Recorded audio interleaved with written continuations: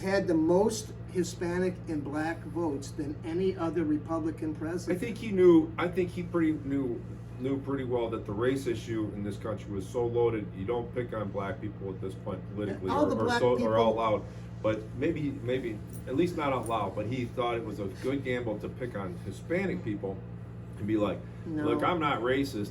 It's just all those criminals coming from Mexico." And which was like it did invoke a race card, but it wasn't overtly. He could say, "Oh, I'm just trying to protect our borders."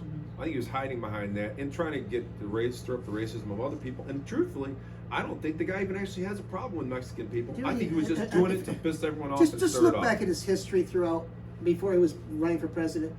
Hispanic groups loved him. Black groups loved him. They still do. There's still many black people. I think there's a lot of He's people the that just first- idolized him because he had a lot of money. Right. And that's I mean, the and man that's a took out lot a of people, full-page mostly article poor in the New people. York Times A lot of poor for people 5 just black idolize people. someone just because they have a They lot of weren't money. poor people. They were like people that come up to the black community and thought that he was helping the black community.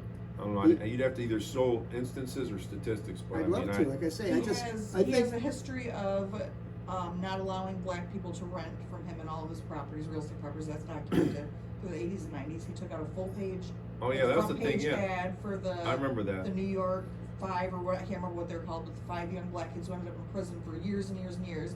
And he wouldn't even do an official apology when they finally were released. When they yeah. When realized- the Central Park Five. Central Park 5. Yeah, and those kids were totally abused into confessions Right. and shit like that. Yeah, and he, Paid who knows how much to get them, you know.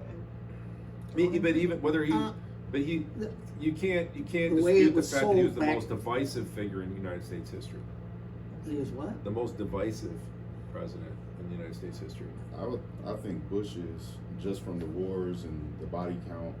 Oh. Like, I think they lied about the WMD. Oh, yeah, no, Bush- I Bush- totally Bush- believe yeah. that shit, dude. The first Bush senior was an old CIA guy. He's human garbage, and they're bottom feeders. If you're familiar with the Bohemian Grove, where everybody meets in California in secret for years, his camp was called the Hillbillies.